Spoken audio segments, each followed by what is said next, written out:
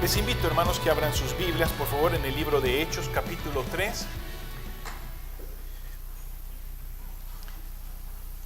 Y el tema que voy a estar desarrollando en esta mañana es el tema: el testigo es dirigido por Dios. El testigo es dirigido por Dios.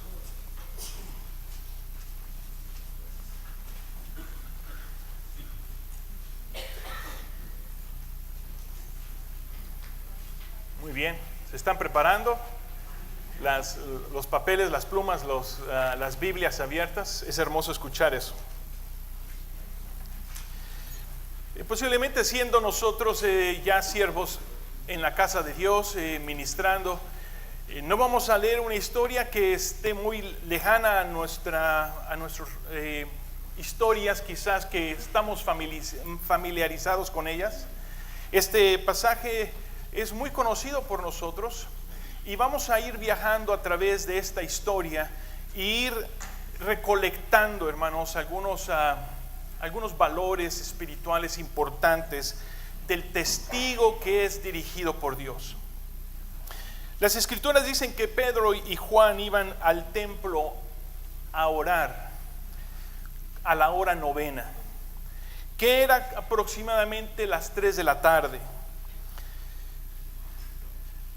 Este acontecimiento, hermanos, que vamos a estudiar cubre 2 capítulos y es muy difícil dejarlo a la mitad. Pero lo interesante de esta sección que vamos a leer es cómo comienza y cómo termina. Comienza con un espíritu de oración y termina con un espíritu de oración. La primera oración es de Pedro y Juan, que iban a las 3 de la tarde, a la hora de cuando los judíos se reunían, aquellos judíos devotos, aquellos judíos entregados a su fe judía, llegaban al templo a la oración. La última oración, que está en el capítulo 4, es una oración espontánea, es una oración que nace de una necesidad, que nace de una situación que ha ocurrido. Y las 2 oraciones juegan un papel muy importante en la iglesia. Esa oración cotidiana, esa oración a la que uno está acostumbrado.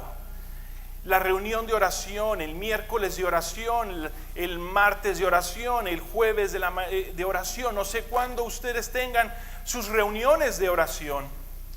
Pero en la primera parte describe a Pedro y Juan siguiendo algo que ellos estaban acostumbrados, o que ellos se habían hecho un hábito, no una rutina, un hábito, un buen hábito. La segunda oración es una oración que nace del fuego, después de un tiempo de dificultad. Esta historia no nació en una junta de planeación. Este relato histórico, hermanos, no nació porque se juntó el comité de finanzas para proyectar el presupuesto del año. Esta historia no nació de un potluck, un día en el parque, de una reunión social, ni siquiera de una conferencia. Nació camino a una reunión de oración. Y quiero que hagamos nosotros ese momento de reflexión. En este momento, al iniciar, el testigo que es guiado por Dios es el testigo que sabe orar. Yo creo que es lo más importante y lo primordial en la vida del siervo. Piense ustedes. ¿Usted como siervo participa cotidianamente de la vida de la oración de su iglesia? ¿O es un ministerio que usted ha dejado a otras personas porque usted está encargado del grupo de alabanza o porque usted tiene otras responsabilidades, que la oración no es un ministerio en el que usted es parte de? Cuando nosotros evaluamos nuestras juntas de ministerio, hermanos, y ustedes se junten quizás una vez al mes, una vez a la semana, una vez cada 2 meses. En su reunión de líderes, de siervos, de pastores, ¿cuánto tiempo toman ustedes para orar? ¿Cuánto tiempo toman ustedes para discutir asuntos de la iglesia? ¿Cuánto tiempo toman ustedes para planear el calendario del año, de los próximos 3 meses o como ustedes se organicen? ¿Es un tiempo mínimo el que ustedes dedican a un momento de oración como siervos? Y el resto, vamos a hablar de todo el resto de actividades que vienen. ¿Han intentado hacer el cambio en vez de orar 15 minutos y hablar hora y media?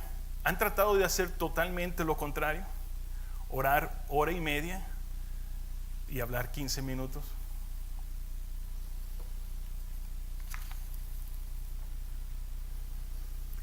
Iban pasando ellos por la entrada.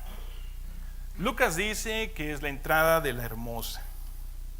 Cuando se encontraron a un hombre de poco más de 40 años de edad que era cojo de nacimiento. Este hombre les rogaba, hermanos, que les dieran unas monedas. Lo típico de un hombre en esta necesidad. En aquella época, personas con esas discapacidades es lo único que podían hacer en realidad. Simplemente pedir limosna. Pero Pedro, fijando los ojos en él. Es interesante, fijando los ojos en él. Miró a aquel hombre en gran necesidad y le dijo en el verso 6: no tengo plata ni oro, pero lo que tengo te doy. En el nombre de Jesucristo de Nazaret, levántate y anda. Y tomándole por la mano derecha, le levantó. Y al momento se le afirmaron los pies y los tobillos. Aquí hay algo muy importante, hermanos, porque como todo comenzó con un espíritu de oración, es muy importante que aprendamos a observar las entradas de nuestros ministerios.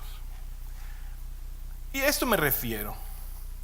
Hermanos, cumplir un calendario de actividades no es difícil. Cumplir ciertas metas y ciertos proyectos del año, quiero decirles, hermanos, que cualquier corporación, organización, con una buena organización, pueden lograr muchas cosas. Pero aquellas oportunidades que el Señor deja en nuestro camino para las cosas sobrenaturales nacen, hermanos, de un espíritu de intercesión y de oración constante en la iglesia. Estoy hablando de los acontecimientos espirituales divinos que sobrepasan el ingenio, el intelecto y la capacidad del hombre por hacerlas por sí mismo.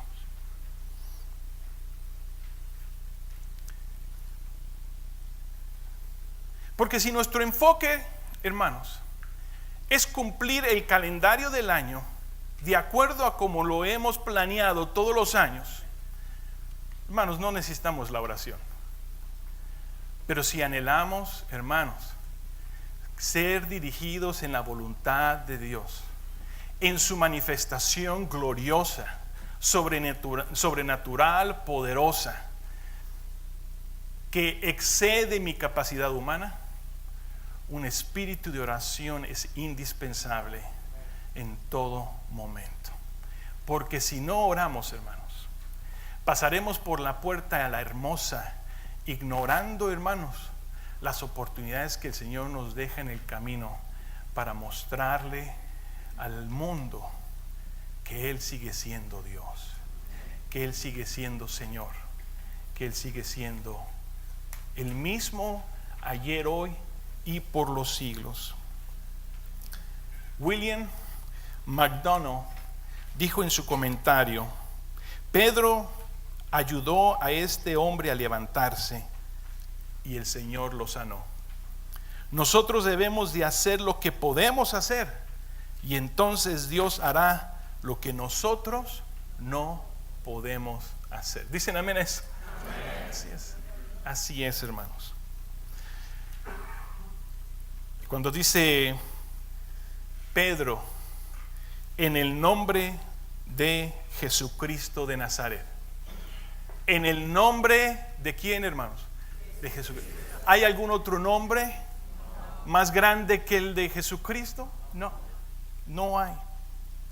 Colosenses 3:17 nos recuerda que todo lo que hacéis, sea de palabra o de hecho, hacerlo todo en el nombre del Señor Jesús, dando siempre gracias a Dios Padre por medio de Él.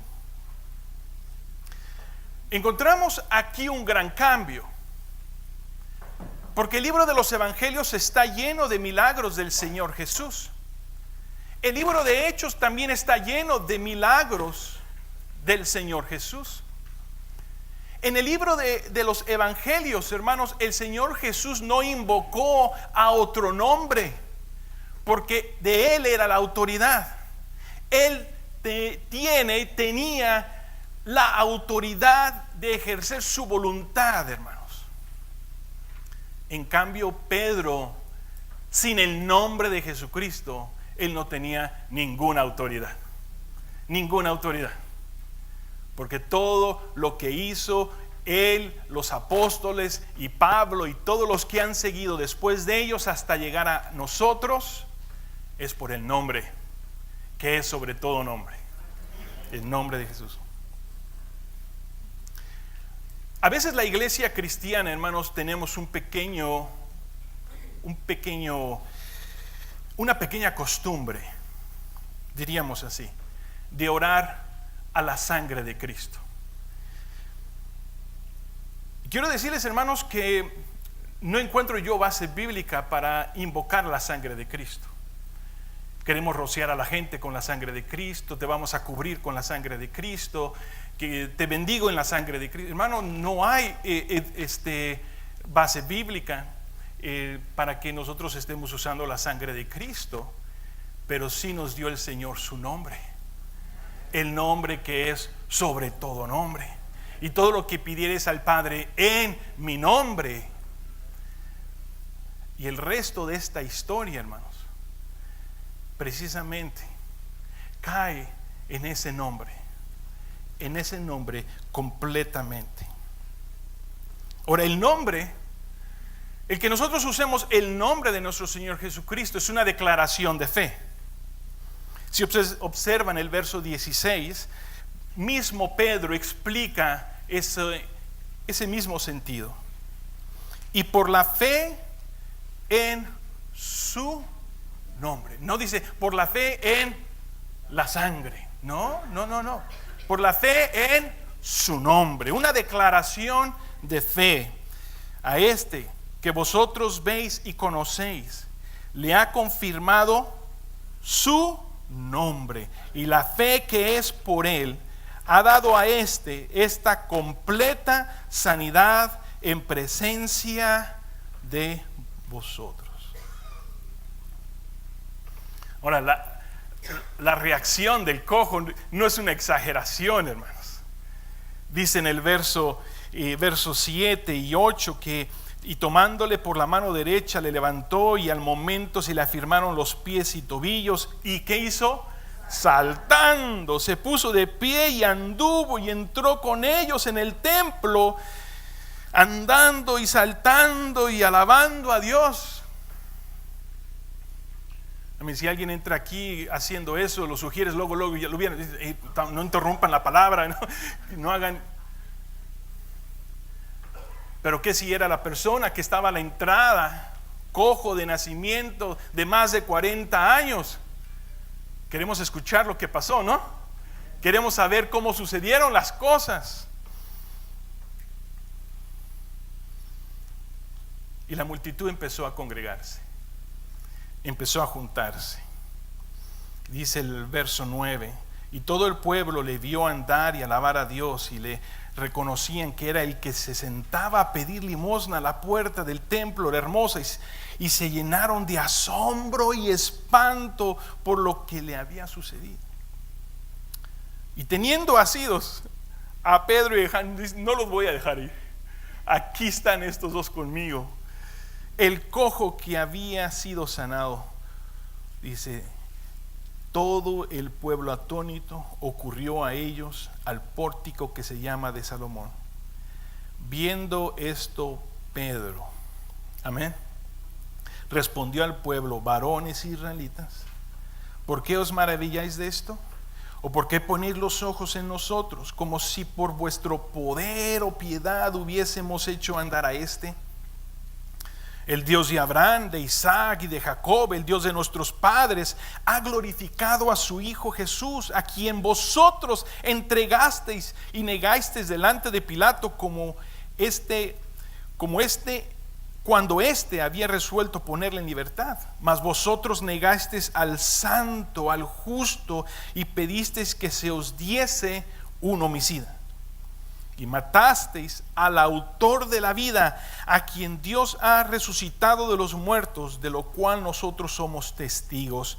Y por la fe en su nombre, a este que vosotros veis y conocéis, le ha confirmado su nombre, y la fe es por él.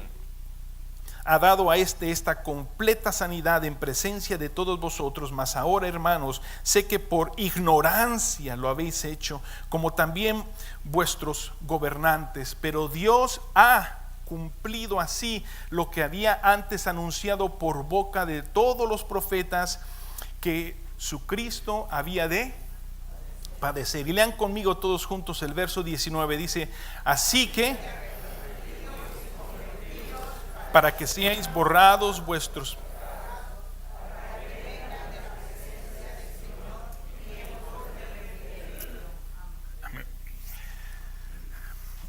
Hay algunos pasajes claves, hermanos, en las Escrituras que presentan a Cristo de una manera muy especial, que son claves para lo que le llaman cristología, el estudio de Cristo. Tenemos Filipenses capítulo 2, Colosenses capítulo 1, Hebreos capítulo 1. Entre ellos, hermanos, esta predicación de Pedro es clave para entender tanto la humanidad como la deidad de Cristo. No es mi intención en este momento entrar en todos esos hermosos tesoros que este pasaje tiene. Simplemente quiero presentarlo en un aspecto práctico. Pedro está haciendo una importante aclaración. ¿Por qué ponen los ojos en mí? ¿Por qué se fijan en mí? Y un testigo que es, hermanos, dirigido por Dios. Su servicio enfoca al resto de la gente a Cristo y no hacia Él. Y Pedro dice: ¿por qué ponéis vuestros ojos en mí?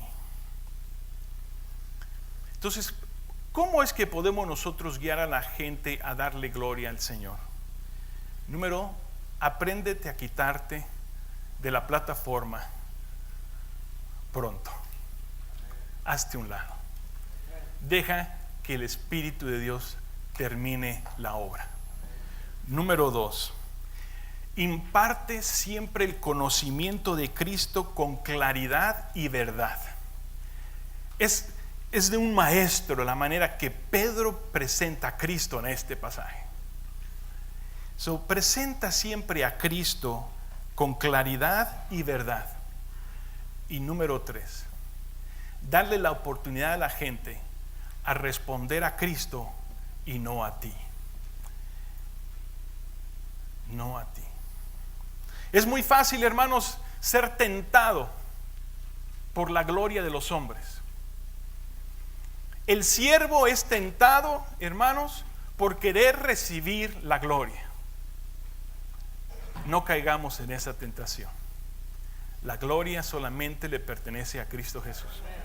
A Él solamente, hermanos, solamente Él. Esto es lo que debe de ocurrir en tu ministerio.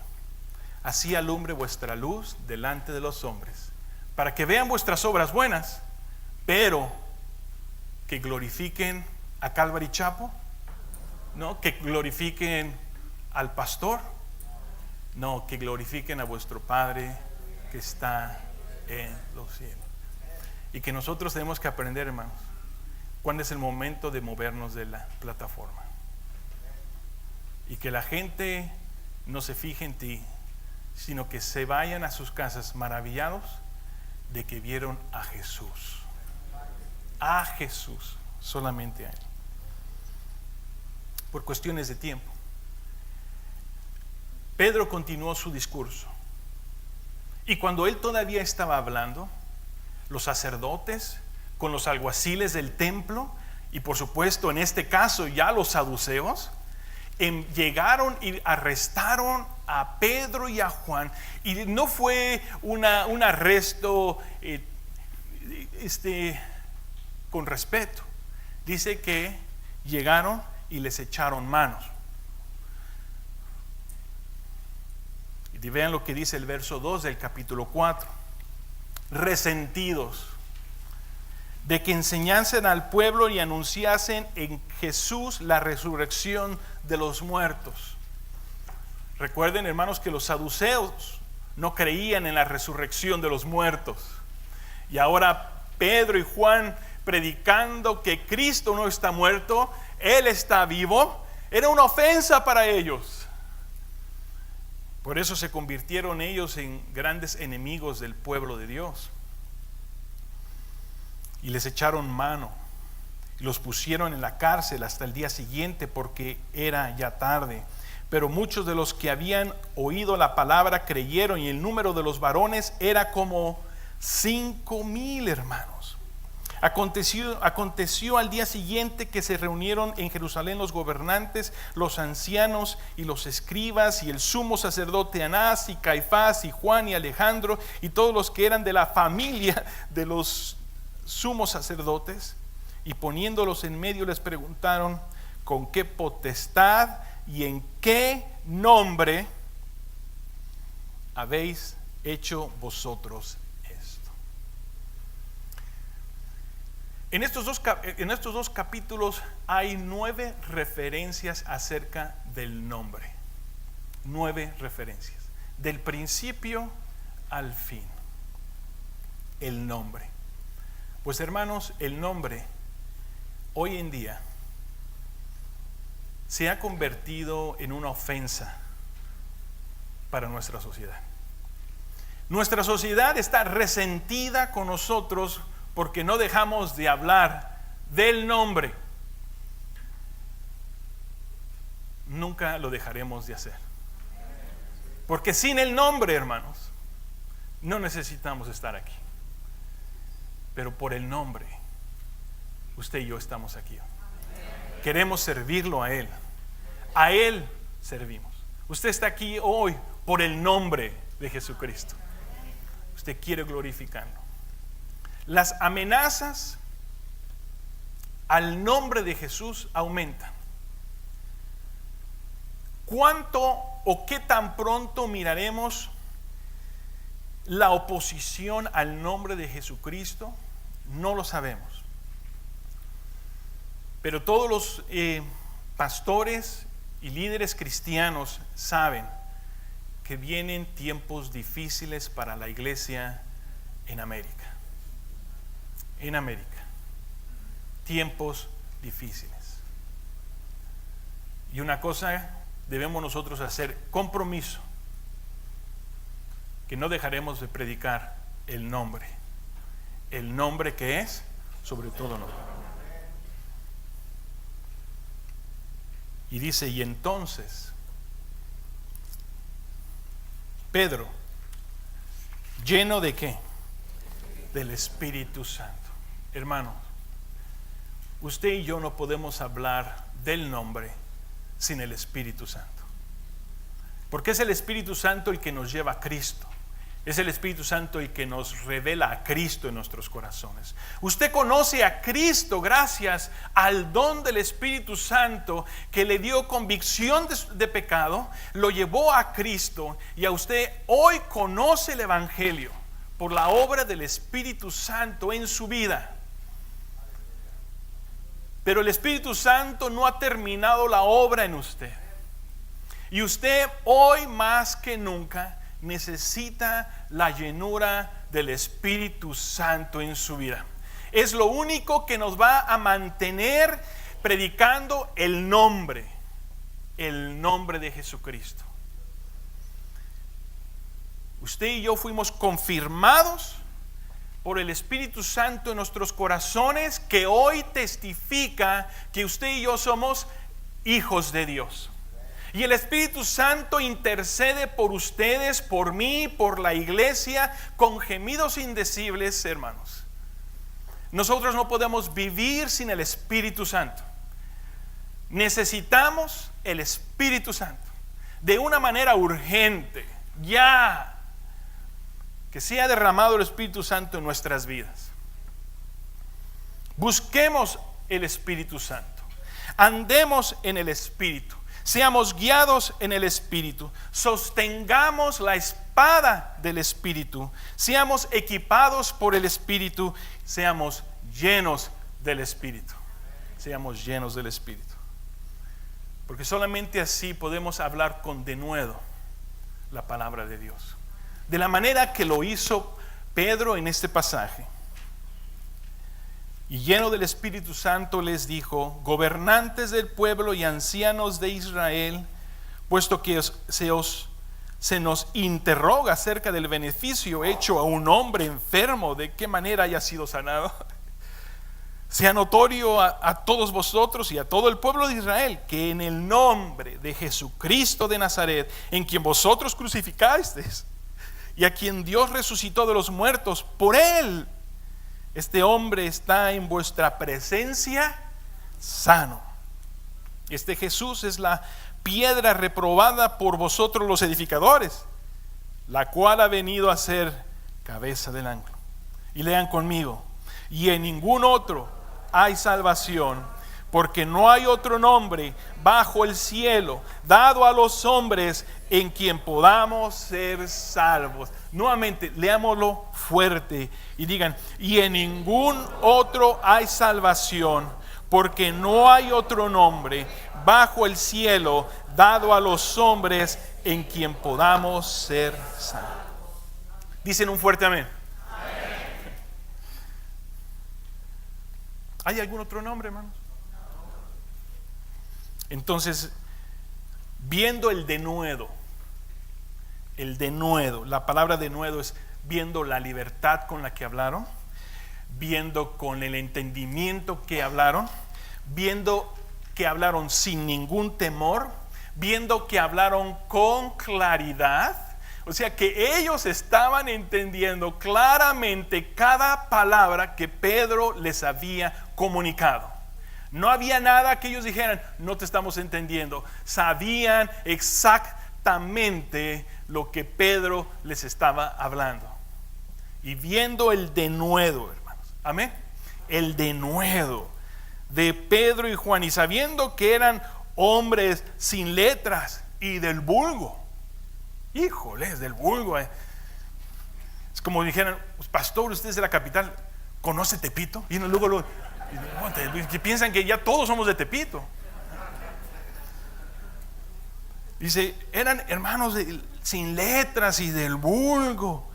Se maravillaban y les reconocían que habían estado con quién. Wow.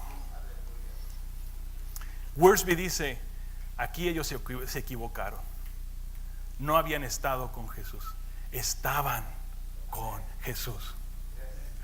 Estaban con Jesús. Jesús no se había ido, Él estaba vivo ahí en medio de ellos.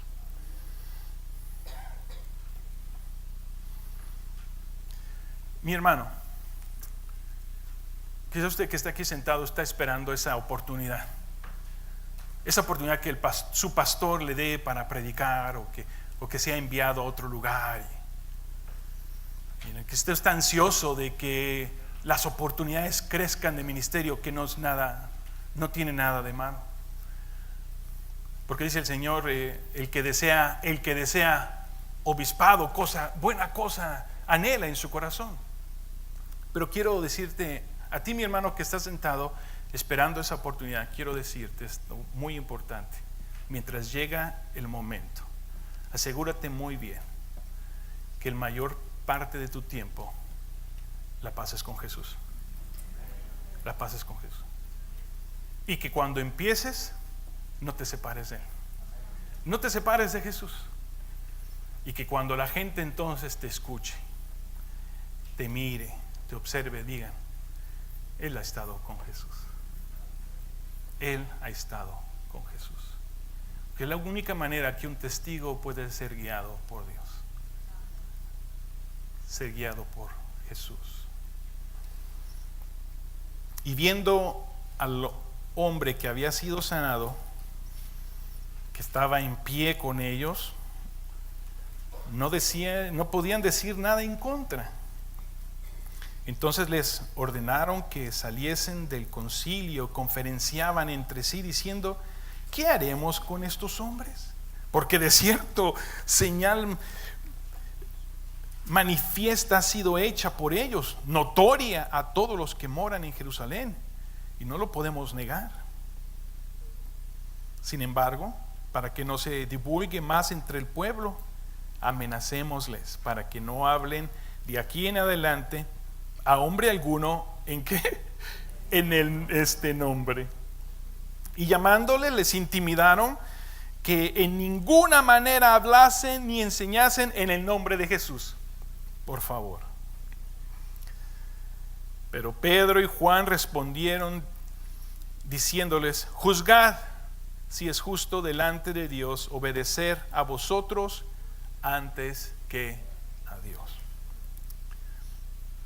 Llegará el momento, hermanos, que tenga la iglesia que decir esto.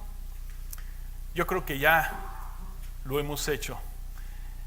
Creo que esta voz debe ser más fuerte, hermanos. El insistir en que no vamos a obedecer al hombre, vamos a obedecer al Señor. Porque no podemos dejar de decir lo que hemos visto y oído. Ellos entonces les amenazaron y les soltaron, no hallando ningún modo de castigarlos por causa del pueblo, porque todos glorificaban a Dios por lo que se había hecho, ya que el hombre en quien se había hecho este milagro de sanidad tenía más de 40 años. Y puestos en libertad vinieron a los suyos y contaron todo lo que los principales sacerdotes y los ancianos les habían dicho. Y ellos, habiéndolo oído, alzaron unánimes la voz a Dios. Los testigos que son guiados por Dios saben permanecer unidos, iglesia. Y creo que no hay otra fuerza más poderosa en la unidad de la iglesia, sino cuando la iglesia ora. Amado hermano, le hablo del corazón. Tenga mucho cuidado cuando usted se encuentre en medio de un espíritu divisorio en su iglesia, porque nunca es guiado por Dios. Nunca es guiado por Dios. Jamás. El espíritu de unidad es el espíritu en donde desciende el Espíritu de Dios. Observen, unánimes la voz a Dios, una oración espontánea, bella, y dijeron, soberano Dios, tú eres el Dios que hiciste el cielo y la tierra, lo alaban, el mar y todos los que en ellos hay, que por boca de David tu siervo dijiste, ¿por qué se amotinan las gentes y los pueblos piensan cosas vanas? Se reunieron los reyes de la tierra y los príncipes se juntaron en uno contra el Señor y contra su Cristo. Porque verdaderamente se unieron en esta ciudad contra tu santo Hijo Jesús, a quien ungiste, Herodes y Poncio Pilato, con los gentiles y el pueblo de Israel, para hacer cuanto tu mano y tu consejo había antes determinado que sucediera. Y ahora, Señor, mira sus amenazas y concede a tus siervos que con todo denuedo, amén, con todo denuedo, hablen tu palabra, mientras extiende tu mano para que se hagan sanidades y señales y prodigios mediante el nombre de tu Hijo, Santo Hijo Jesús. Cuando hubieron orado, el lugar en que estaban congregados tembló y todos fueron llenos del Espíritu Santo y hablaban con denuedo la palabra de Dios.